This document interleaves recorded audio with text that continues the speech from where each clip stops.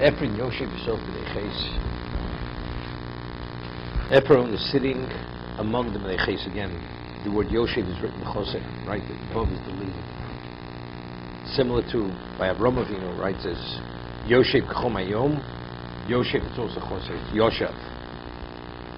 Vayan Ephron Nachiti. It's Avram B'ozne B'nei Ephron Nachiti says to Avram B'ozne B'nei Chol Bo Shariro Lemor.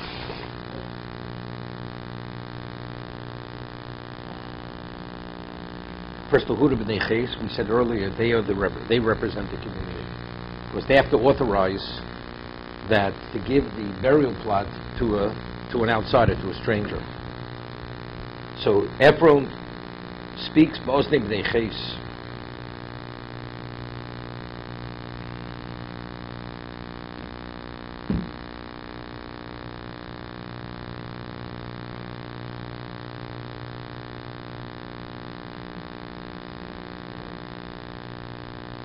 No, which means just with this Ozni. Would say V'yefren Avron is Avrom L'fnei B'nei Ches. What's B'ozne B'nei Ches? I mean, evidently there's a certain degree of attentiveness that he wants to communicate something very strongly, right? The word, whenever he's Hazino Hashemayim B'Tevira, it's to be attentive at the most sensitive level. Chol Bo Shariro Lemor. To all those who had come to the gate of the city. So Rashi addresses that. Ephron Yoshev Ksib Choser Osio Mino Shoter Aleim Mechashivuso Shel Avrom Sheyitzorach Lo Olam L'Gdula. It would have been inappropriate. Avrom has to deal with a lowly type person. So that day he was elevated to a position of status to give special value to Avram Avinu. He shouldn't have to deal with a lowly person.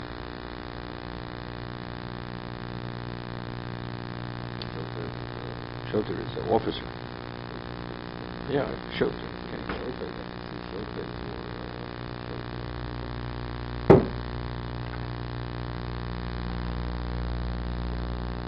It's interesting. You know, it says later after he purchased it says, why did it say Yoshev? Because Hashim Slavrom Sheitzor Lo Ol L'Gdula. But it still says when he purchased it says Vayokom Asove.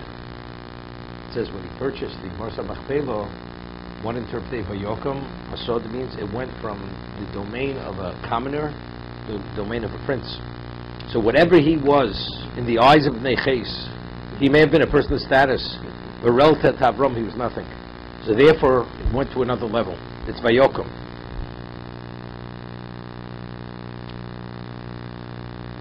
Time gives a moshel in terms of the value of Talmidei Chachamim. Not the Torah being in effect studied continuously, the world wouldn't exist. It would cease to exist immediately.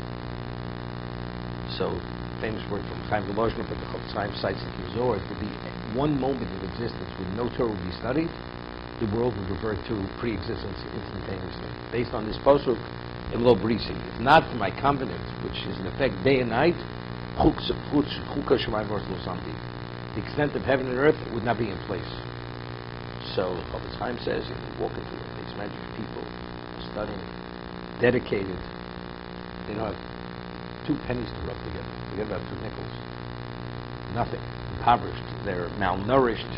Dedicated to study Torah. So a person walks in, looks at them, is not that impressed. You're not that impressed.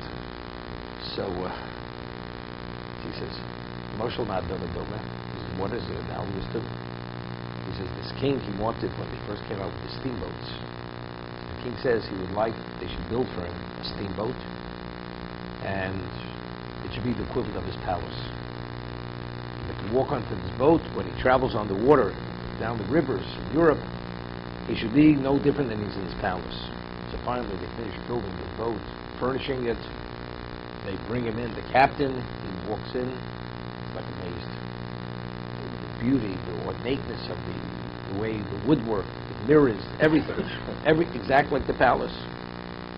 And he goes to the boat, skims over the water, paddles, keeps going. So the king says, I'd like to see exactly how I'd like to see the engine. Where is it? I had it. What generates? What powers this boat? Takes him up to the engine room. There are furnaces down there. The people, the temperature must be whatever, who knows what over there. They're working literally almost stripped to bare, and they have shovels and they're shoveling coal into this furnace. So the captain explains the turbine, that it keeps the water, and because of the water, that generates it. Because of all the coal that's there, the level of soot from the coal, the walls are covered with black. The people who are working, the black, the dust is so embedded in their skin, it's something which is, you have difficulty even staying down there. The level of uncleanliness. The king sees this, gets upset. It's my palace, this level of uncleanliness. The captain tries to understand, but there's no other way to generate the boat unless you have this fuel and people continuously. And even if you clean it, it's continuous. It will just, again, you'll have more of the same soot. The king gets upset. He says, I want you to take the lower parts of this boat, just break out the walls. He says it in anger. He tries to reason with the king. King doesn't want to hear about it. They break out the walls. What happens? The boat sinks. That's the end of the story. So the commentaries says, look at that, emaciated. Where's his, Barney's $600 pair of socks? What is he wearing over there? Used clothing. What is he doing? You understand? He's the underpinning of existence. He's not there. He's breaking out the walls. Everything sinks. That's the Chofetz Chaim. Allah L'Gdula. They appointed him to be. He cleans the mayor's lavatory in City Hall. You know what that means? To be the mayor's personal attendant. And when he needs a box of tissues, he'll bring him whatever it is. It's Avram Avinu, Vayokom Asoda. He became a shoter in Hebron over there. But it's Vayokom Asoda. Olo L'Gdula. Gdula is relative. Relative to them, that's it was elevated in status.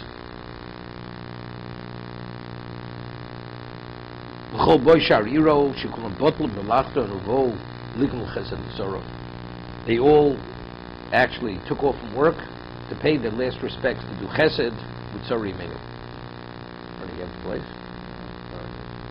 Maybe got the wrong parshas. Did you leave to Florida last week? Okay. Clock doesn't stop.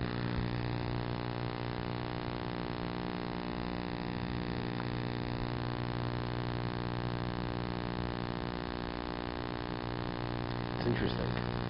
In a certain way, I explained yesterday, Avram uses the term Yitnenuli.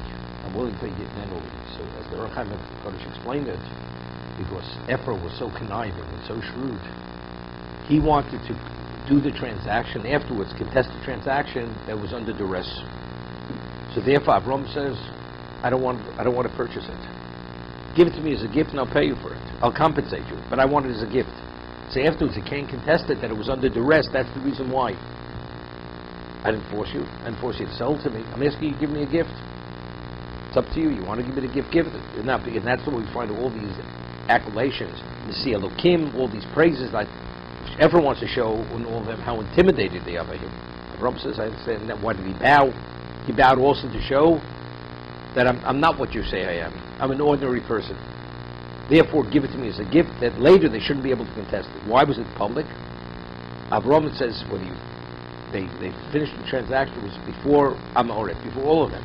He wanted it to be public knowledge that later nobody could say that the transaction never happened.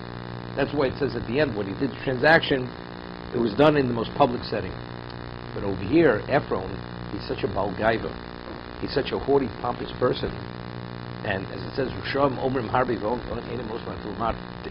evil people, they promise you the world and they don't deliver as much as an iota. Here he's saying he's giving his gift. At the end, he demands the highest price. He says he wants everybody to hear what he's saying. I want everybody to hear. This wants to work on a great person is. He's giving this piece of this burial location to Avram as a gift. Considered as given already. He's expressing his level of generosity over here. His good-heartedness. But at the end, the whole thing is false. because what the man's not going to deliver. No, but you talk a good game. It's like, you have an appeal in the shul. Remember years ago, it was the person David Finkelstein over the Shalom. Shams the fifth was sitting there. And he knew how to be sarcastic. And he was a tzaddik, a special person. So he says these type of appeals, Israeli bonds, whatever it was. So if it was just an ordinary appeal, these are people they would call out, they never paid a pledge. You know what I mean? But it looks good. And they would buy bonds. The first chance they had to cash it in, they would cash it in. So they got all the glory, it didn't cost them anything. This is what he used to say. This is ba'ozli b'nei ches. It was in the ears. They should be attentive. They should hear exactly how generous he is. But the whole thing's false. The whole thing's a facade. We continue. Was the money that Abraham also public knowledge? Sure. That's in front of everybody. Paid it out. That's wrong to see that. He had no shame. It says he had ayin hara. He had an evil eye. His level of envy to Avram. When he saw Avram's wealth, he couldn't contain himself. Avram. He was a Hittite. Oh, they were all Hittites.